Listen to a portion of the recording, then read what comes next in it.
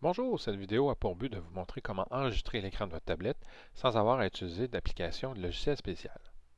Tout d'abord, il faut aller dans les réglages et activer dans le fond le bouton d'enregistrement. Ce bouton, vous allez le retrouver dans la section Centre de contrôle.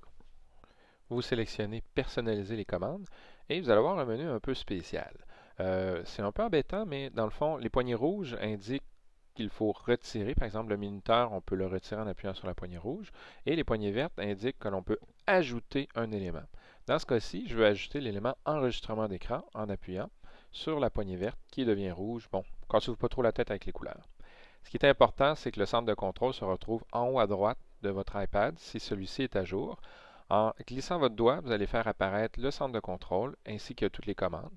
Le bouton d'enregistrement, c'est le petit bouton rond qui vous permettra d'enregistrer, mais surtout de sélectionner si vous voulez enregistrer le micro ou non. Pour activer le micro, il faut garder le doigt enfoncé et faire afficher l'option micro. Assurez-vous que le micro soit à oui.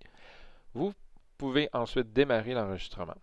Une fois l'enregistrement démarré, vous allez retrouver un icône spécial, le bouton rouge en haut, qui indique que présentement, tout ce qui se passe à l'écran est enregistré. Qu'est-ce qu'on peut enregistrer donc?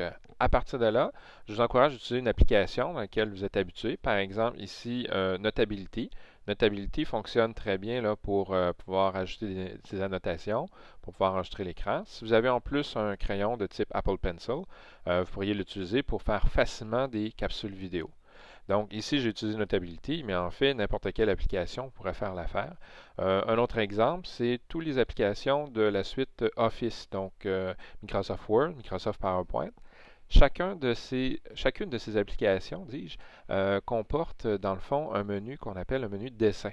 Donc, un petit exemple ici. Je vais glisser, chercher par exemple des notes sur les angles. Et en appuyant sur le menu dessin, je peux venir annoter. Donc, tout ce qui se passe à l'écran, dans le fond, va se retrouver directement dans la vidéo que je veux créer. Donc, ici, par exemple, j'utilise l'outil crayon pour enregistrer. Et ma voix sera enregistrée par le micro du iPad.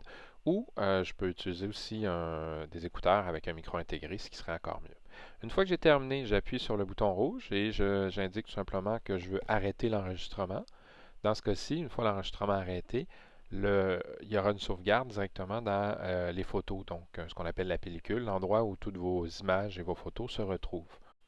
Malheureusement, il existe encore un problème technique, c'est-à-dire que le son, une fois enregistré, si vous l'exportez votre fichier par exemple vers Google Drive ou un autre système, le son ne sera pas enregistré correctement. Ce qu'on fait dans ce cas-ci, c'est d'utiliser une application très simple. On utilise l'application qui s'appelle Splice, qui est une application gratuite, et on va tout simplement réencoder la vidéo. Chose quand même assez simple. J'ouvre mon application Splice et j'appuie sur le bouton plus pour créer un nouveau projet. On n'ira pas vraiment dans le montage, on va dans quelque chose d'assez simple. Je sélectionne le fichier que je veux réencoder. Un seul fichier suffira. On ignore l'ajout de musique, donc comme je l'ai dit, on fait un encodage simple, on fait OK, on y va avec le minimum d'options. Et tout ce qu'il vous reste à faire, dans le fond, c'est d'appuyer sur le bouton Exporter et d'enregistrer dans la qualité voulue. Vous pouvez même en profiter pour réduire un peu la qualité, faciliter le transfert. Et ça prend habituellement quelques secondes, 1 ou 2 minutes maximum pour réencoder la vidéo. Ce sont des étapes extrêmement importantes, surtout si vous voulez diffuser sur YouTube. Après plusieurs essais, dans le fond, c'est la seule façon qu'on a trouvé pour s'assurer que le son soit correct. Il y a des chances que ce problème-là soit réglé éventuellement et qu'on puisse transférer directement les vidéos. Dernier détail, et non le moindre, assurez-vous de prendre le fichier le plus récent, donc le fichier qui a été rencodé, et de ne pas utiliser votre fichier original. À partir de maintenant, vous devrez être capable d'enregistrer l'écran de votre iPad avec n'importe quelle application, ça fonctionne un peu partout, et de réencoder votre vidéo pour fin de diffusion.